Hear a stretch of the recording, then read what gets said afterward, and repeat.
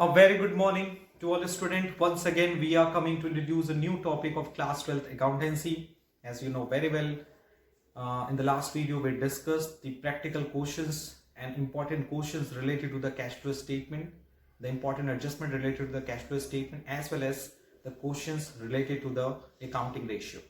So in this video, we discussed the different cases related to the provision for tax. And you know very well what is provision for tax. Every company must prepare and must create a provision for payment of tax, which is called provision for tax. And there are basically four cases. In which we discuss the payment made, paid related to the provision for tax. So without creating any delay, let's we discuss each and every cases related to the provision for tax, and thereafter we will discuss the cases related to the proposed dividend. So let me start the today's video. Okay.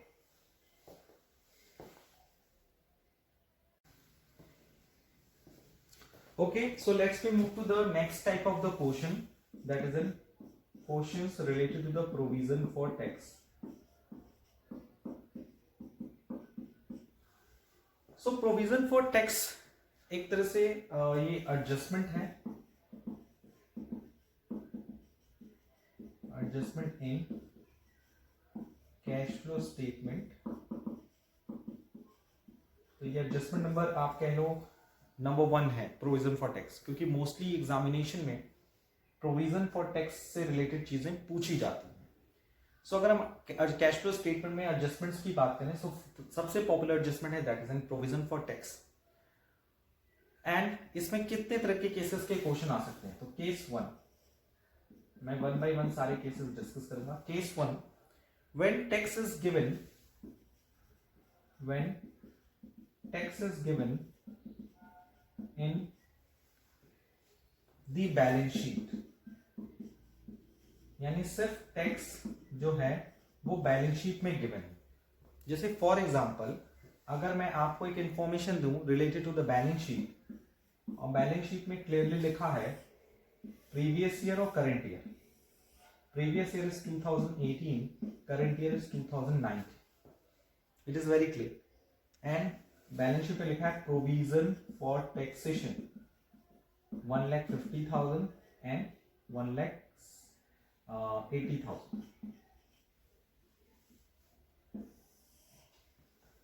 यानी case 1 है when tax is given in the balance sheet, और जब सिर्फ tax दिया हो सिर्फ balance sheet में और कोई एडिशनल इंफॉर्मेशन ना गिवन हो, तो इस सिचुएशन में हम क्या करते हैं, उस सिचुएशन में हम इसको कैसे शो करेंगे. मैंने आपको क्लियरली बताया है, जब क्वेश्चन में प्रोविजन फॉर टैक्स सिर्फ एडजस्टमेंट सिर्फ बैलेंस शीट में दिया और कहीं भी ना दिया हो, फिर से सुनना, कहीं भी नहीं दिया हो, तो हम प्रीवियस ईयर को क्या मानते हैं, को मानते हैं क्या है पेड, और करंट ईयर को क्या मानते हैं मेड. ठीक है. और प्रीवियस ईयर में क्या है 2018, करंट ईयर क्या है 2019. वैल्यू क्या है प्रीवियस ईयर की 150, करंट ईयर की वैल्यू क्या है 180. सो प्रीवियस ईयर को पेड मानते हैं. इसका मतलब हम लोग क्या करते हैं, deducted from cash generated from operating activity. इसे cash generated from operating activity से क्या करते हैं, डिडक्ट करते हैं. एंड करेंट ईयर को हम लोग क्या मानते हैं, मेड 1,80,000. तो उसको हम लोग क्या करते हैं, it will be the added to, इसे हम ऐड करते हैं, added to net profit after tax. जो नेट प्रॉफिट आफ्टर टैक्स होती है उसमें हम ऐड करते हैं. It is a very simple situation. Case 2, case 2 क्या होता है, वो होता है when tax is given only in additional information. When tax is given only in additional information. यानी क्वेश्चन में क्या होगा, बैलेंस शीट में कोई प्रोविजन फॉर टैक्स नहीं है, बट एडिशनल इंफॉर्मेशन में क्या है, tax given, when tax is given only in additional information, it means balance sheet में कोई भी प्रोविजन फॉर टैक्स नहीं गिवन है। एक बार मैं दिखा भी देता हूं, जैसे मान लो ये है 2018 और 2019, प्रोविजन फॉर टैक्स है, प्रीवियस ईयर में भी कुछ नहीं है, करंट ईयर में या तो लिखा ही नहीं रहेगा या तो लिखा रहेगा बट वैल्यू 0। और एडिशनल इंफॉर्मेशन में क्लियरली लिखा हुआ है tax was paid 40,000, tax was paid 40,000। जब इस तरह की चीजें गिवन हो तो यहां पर हम लोग क्या करते हैं, ना प्रीवियस ईयर है, ना करंट ईयर है, ना पेड है, ना मेड है, कुछ नहीं, तो जो एडिशनल इंफॉर्मेशन में गिवन है उसी को पेड मान लेंगे, उसी को मेड मान लेंगे। तो पेड टैक्स ₹40,000, बोथ पेड भी है और मेड भी, वही चीज दो रोल पे करेगी, एक पेड का भी और एक मेड का भी। And what are the adjustment of the paid tax? Paid को हम लोग क्या करते हैं, ऑपरेटिंग एक्टिविटी से cash generated from operating activity से हम लोग क्या करते हैं, माइनस करते हैं। और मेड है तो क्या करेंगे, नेट प्रॉफिट आफ्टर टैक्स में उसको हम लोग क्या करेंगे, ऐड करेंगे। सो ये जो दोनों केसेस हैं इसको अच्छे से समझना बहुत जरूरी है। क्या केस पर था, जब टैक्स गिवन हो बैलेंस शीट में या जब टैक्स गिवन हो सिर्फ एडिशनल इंफॉर्मेशन। ओके, सो इन दोनों को अच्छे से आप कॉपीज में नोट कर लीजिए, ठीक है।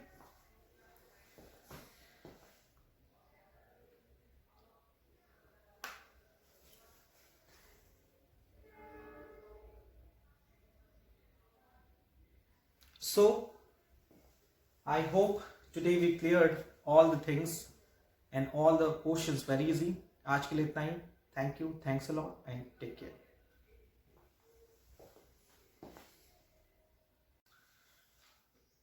So after discussing the case 1 and case 2 related to the provision for tax, which is also known as an adjustment in cash flow statement, that is when tax is given only in the balance sheet, and case 2 when tax is given only in additional information. So the case 3 is when tax is given both in the balance sheet and as an additional information. इस तरह के questions में क्या होता है, दो situation होती है। ये केस 3 है when tax is given both in the balance sheet and additional information, यानी provision for tax balance sheet के अंदर भी गिवन होगा, यानी बैलेंस शीट में भी गिवन होगा, as well as balance sheet के बाहर भी गिवन होगा। लेकिन इसमें दो केसेस होती हैं, इसमें दो सिचुएशन होती है, कह सकते हो आप लोग। Situation A, when tax paid is given, when tax paid is given. तो सिचुएशन में क्या होता है, इसके लिए पहले मैं एक एग्जांपल लेता हूं, एग्जांपल से आपको समझाता हूं। जैसे सपोज क्वेश्चन में एक बैलेंस शीट गिवन हो, balance sheet is which are related to the provision for tax, and this is in 2018 and this is in 2019. 2018 में provision for tax is given 55,000 and 45,000, and additional information में, यानी outside the balance sheet, additional information given, tax was paid ₹50,000।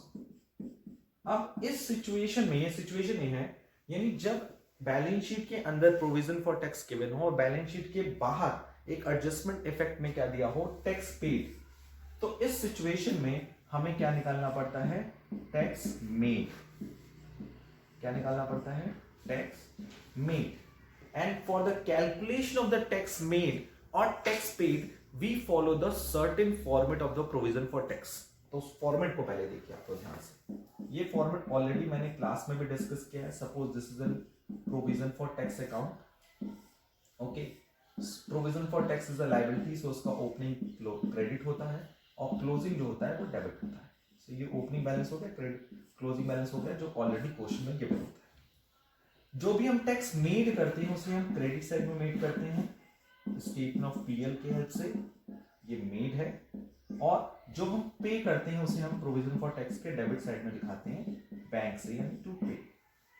So according to this question provision for tax opening balance is 45,000, so value जब हम put करेंगे 45,000, closing is 55,000। Question में क्या given है, tax was paid ₹50,000, so paid कितना हो गया 50,000। So आपको तो पता है according to double entry system both side of the account whether it is a debit और क्रेडिट आर इक्वल, दोनों इक्वल होने चाहिए।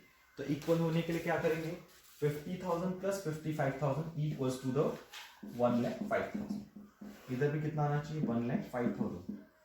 डिफरेंस कितना आ रहा है, so difference is 0,0,0,0,5 and this is 60,000. So tax made is 60,000. तो आपको दोनों पता चल गया, paid 50,000, made 60,000।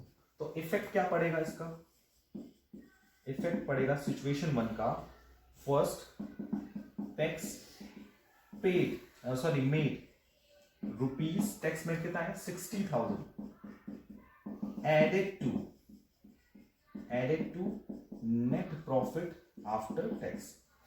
आपको पता है नेट प्रॉफिट आफ्टर टैक्स क्या होता है, अभी हम लोगों ने फर्स्ट 2 केसेस में देखा। Net profit after tax means एक ऐसा नेट प्रॉफिट जिसमें टैक्स डिडक्ट कर दिया गया, तो हम उस टैक्स को रिवर्सली ऐड कर देंगे। Effect number 2 which are related to the tax paid, and you know very well tax paid ₹50,000 which is already given in this question।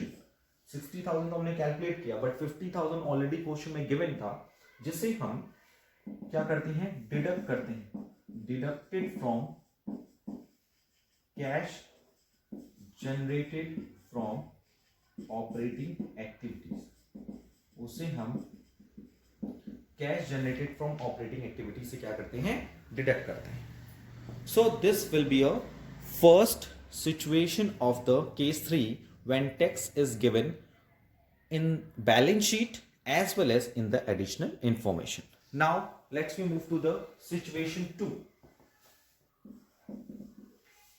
Situation B. If we are talking about the situation B is talking about the when tax made is given।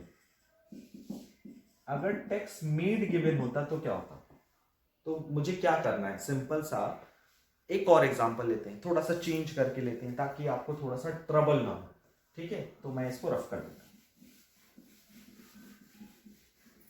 और सारी चीजें आपको ध्यान रखनी है कि tax paid given है तो मेड निकालो, मेड दिया है तो पेड निकालना पड़ेगा। इसके लिए क्वेश्चन देख लो तुम लोग, जब when tax made is given, situation B when tax paid is given, ये तो हो गया, हमने कर लिया। फिर हम लोग सिचुएशन बी की बात करते हैं, when tax made is given.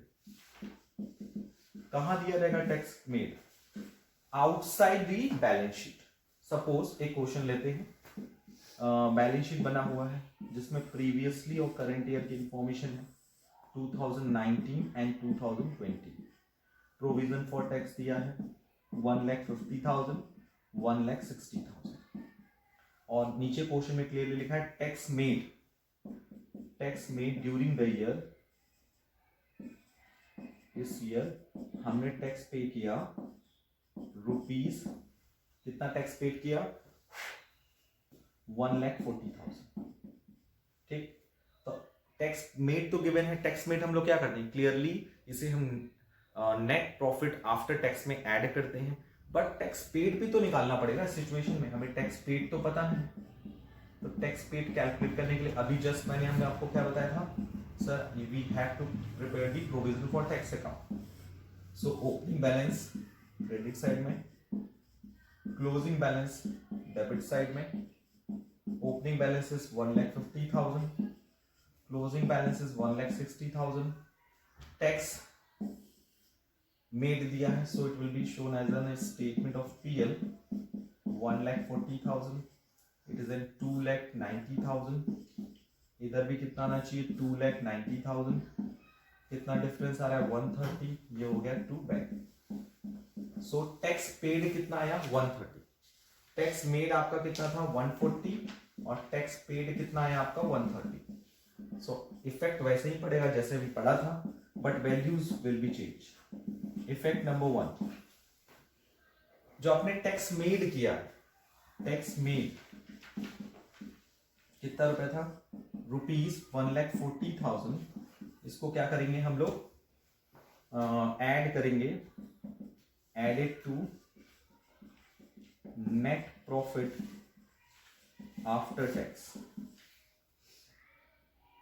After tax. And B है आपका टैक्स पेड. आपने टैक्स पेड कितना कैलकुलेट किया, टैक्स पेड तो ऑलरेडी गिवन था क्वेश्चन में 1,40,000, बट टैक्स पेड आपने कैलकुलेट किया, कितना पेड किया 1,30,000. तो उसको आप लोग क्या करोगे, इस टैक्स पेड को आप लोग क्या करोगे, डिडक्ट करोगे, deducted from cash generated from operating activities. So you can see that if we are talking about the cases related to the provision for tax as an adjustment in the cash flow statement, so there are basically three cases are there. First, when tax is given in the balance sheet. Second, when tax is given only in the adjustment. And case 3, when tax is given both the balance sheet as well as in the additional information.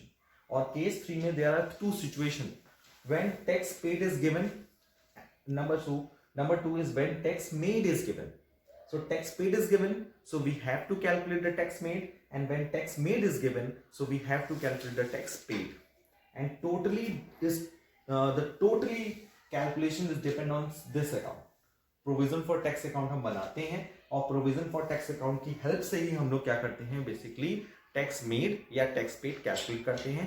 और एकदम कसम खा लीजिए, एकदम अच्छे से समझ लीजिए कि अगर टैक्स मेड है तो कितना भी रुपए हो वो नेट प्रॉफिट आफ्टर टैक्स में ऐड होगा. और अगर टैक्स पेड इज गिवन, सो उसको हम लोग cash flow, cash generated from operating activity, जो वर्किंग कैपिटल के बाद आती है. स्टेप कौन कौन से थे, पहले हम नेट प्रॉफिट बिफोर टैक्स निकालते हैं, फिर उसमें non cash and non operating expense को ऐड करते हैं, नॉन ऑपरेटिंग इनकम को माइनस करते हैं, तो आ जाता है operating profit before working capital changes. फिर current assets and current liability का एडजस्टमेंट करते हैं. So current liability and current assets के एडजस्टमेंट के बाद जो वैल्यू आती है उसको हम लोग क्या बोलते हैं, cash generated from operating activity. तो उसमें ही हम लोग टैक्स मेड क्या करते हैं, टैक्स पेड क्या करते हैं, माइनस करते हैं. Okay, so this is all about the cases related to the provision for tax. So please note down all the things in your copy properly. Now we are moving to the next topic of today's video. Let's we move to the adjustment number 2 in the cash flow statement, that is an interim dividend. So please note down. अभी हम लोगों ने provision for tax discuss किया, फिर हम लोग adjustment number 2 discuss करेंगे. लेकिन एक चीज मैं बताना चाहूंगा आप लोगों से कि ये सारे एडजस्टमेंट मैं इसलिए डिस्कस कर रहा हूं क्योंकि इसके बाद इनके जो प्रीवियस ईयर बोर्ड एग्जामिनेशन में जो उसके क्वेश्चंस आए हैं उस पर भी हम लोग प्रैक्टिस करेंगे. सो एडजस्टमेंट नंबर 2 है, that is an interim dividend. Interim dividend. So what is interim dividend? Interim dividend is a dividend which are paid by the company between the two accounting year. नाम से ही clear है, interim dividend मतलब एक ऐसा dividend जिसे हम दो accounting year के बीच में पे करते हैं. And the very important of such type of dividend, it is different from the proposed dividend. ये बात याद रखिएगा. Interim dividend is a different from the proposed dividend, and the interim dividend shows or added in the net profit before tax. इसका पहला जो effect पड़ता है, इसे हम लोग क्या करते हैं, नेट प्रॉफिट आफ्टर टैक्स जो दिया होता है, जिसे हम लोग बोलते हैं profit as per balance sheet. जो प्रॉफिट हम लोग कैलकुलेट करते हैं बैलेंस शीट के बेसिस पे, उसमें हम लोग ऐड करते हैं. और दूसरा जो इफेक्ट पड़ता है इंटरिम डिविडेंड का, वो ये होता है, that is an it will be a deducted from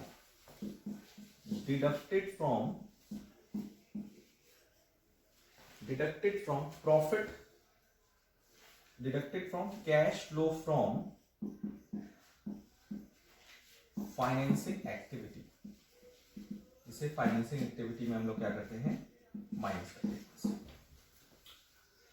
अब हम लोग आते हैं third and very popular adjustment, that is an proposed dividend. And you know very well, according to the Companies Act 2013, proposed dividend covered under the AS4. AS4 says that, if we are talking about what is AS4, consequences and events occurring after the balance sheet date. ठीक है, events occurring after the balance sheet date, ये specific AS revised किया गया है according to the AS ICAI accounting standard 4 उसने launch किया है, उसमें कुछ चेंजेस किए हैं।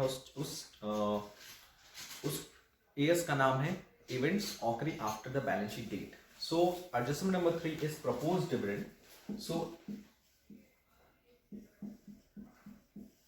According to the AS4 and the name of AS4 is events occurring after the balance sheet date, it will be taken in the adjustment in the cash flow statement. But before that, it is very important to show the effect in the balance sheet as well as in the cash flow statement of the company, and the concept of the proposed dividend will be explained in this video very carefully.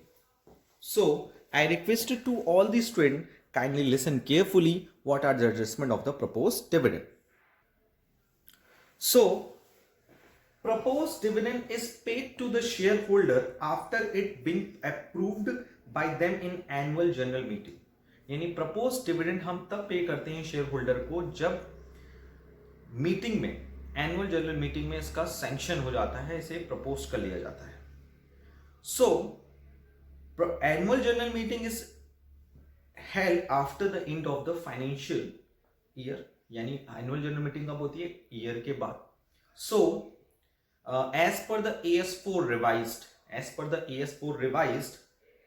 that is known as an contingencies and events occurring after the balance sheet, proposed dividend is not to be disclosed or provided in the books of the account. So इसको हम लोग अच्छे से discuss करते हैं, क्योंकि interim dividend तो का एडजस्टमेंट तो बहुत इजी था, बट प्रपोज्ड डिविडेंड को लेकर हम लोग डिटेल में डिस्कस करते हैं। Proposed dividend. So proposed dividend, what is the proposed dividend? Dividend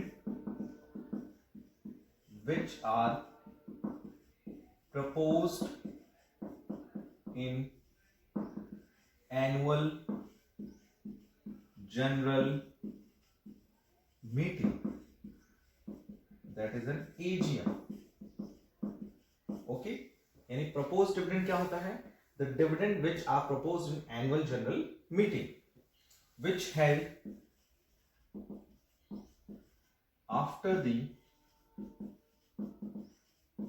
preparation of final account of company, यानी जो एजीएम यानी एनुअल जनरल मीटिंग कब होती है, जब हम फाइनल अकाउंट ऑफ कंपनी बना लेते हैं। So according to AS4 contingencies and events occurring after the balance sheet date, according to AS4, that is the name is of the AS4 is contingency and events occurring after the balance sheet, the proposed dividend for the previous year will be assumed to the approved by the shareholder, and proposed dividend of the current year will have no effect on the cash flow statement. So according to AS4, that is in contingencies and event occurring after the balance sheet, proposed dividend of the previous year,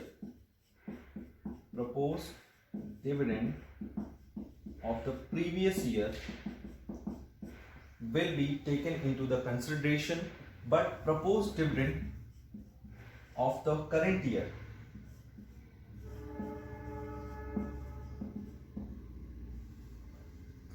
Okay, the spelling of the proposed dividend is wrong, is there? Proposed dividend. Okay, sorry for the mistake.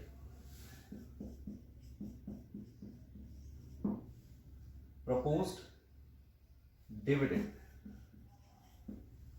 Proposed dividend of the current year will not taken into the consideration.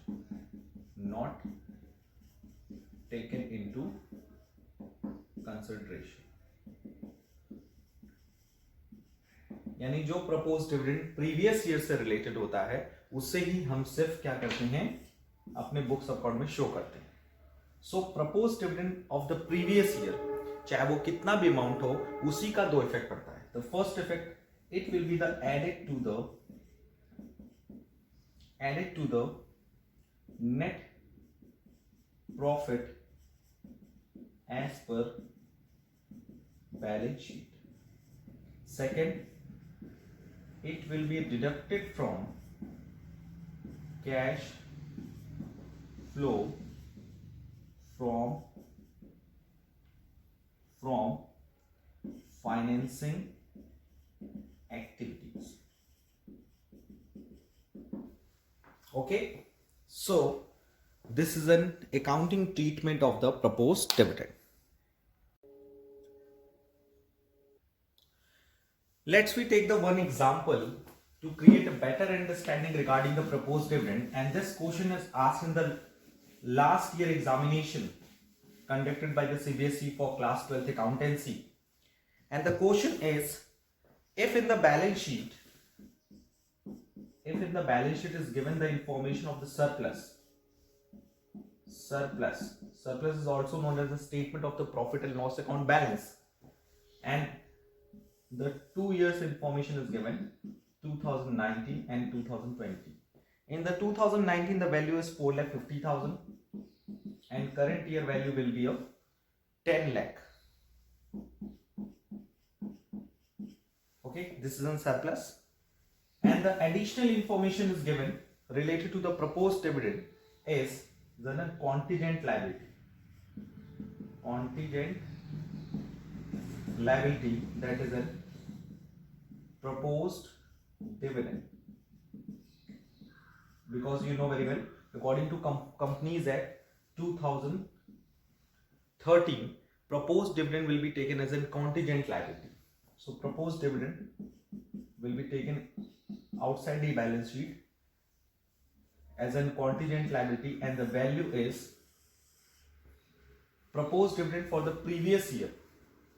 Proposed dividend for the previous year is 1,50,000, whereas current year is 2,50,000. And the question is clearly about it. Tell me, show how the above information will be treated in the cash flow statement. Show the effect of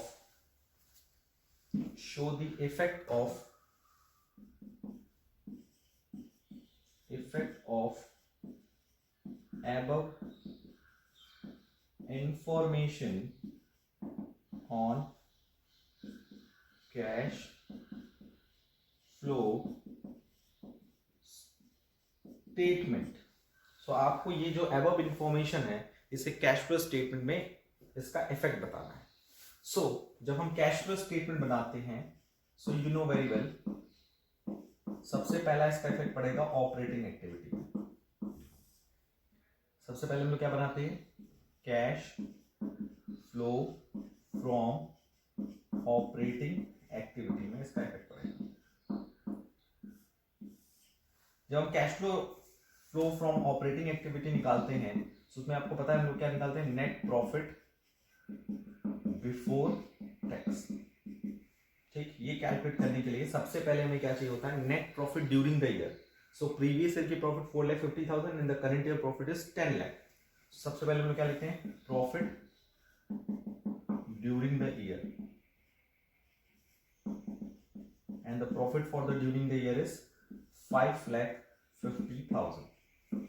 and you know very well, अभी just हमने समझाया कि propose dividend का जो previous year का balance है उसका cash flow पे इफेक्ट पड़ता है, बट करंट ईयर की वैल्यू का कोई इफेक्ट नहीं पड़ता.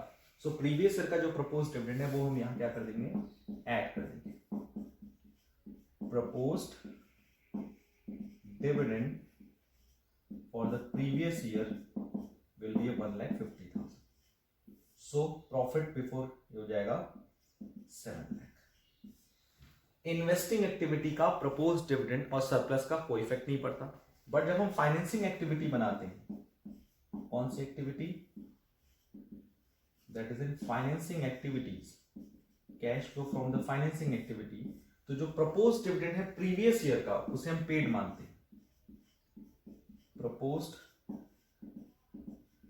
डिविडेंड जो प्रीवियस ईयर का है उसे हम डिविडेंड पेड मानते हैं, दैट इज एन 1,50,000. सो ये माइनस में show as an outflow of cash outflow from financing activity. So you can see that propose dividend का बेसिकली दो इफेक्ट पड़ता है. पहला, ऑपरेटिंग एक्टिविटी में net profit during the year में ऐड किया जाता है, और दूसरा ऐसे cash flow from financing activity का आउटफ्लो ट्रीट किया जाता है, यानी इसे डिडक्ट किया जाता है from the cash flow from the financing activity. Okay, so please note down this question in your copy properly, because ये क्वेश्चन ऑलरेडी आपके बोर्ड एग्जाम में आ चुका है. Okay, so in today's video we discussed a different topic from the different adjustment, and I hope today we cleared all the topics very easily. आज के लिए इतना ही. Thank you, thanks a lot and take care.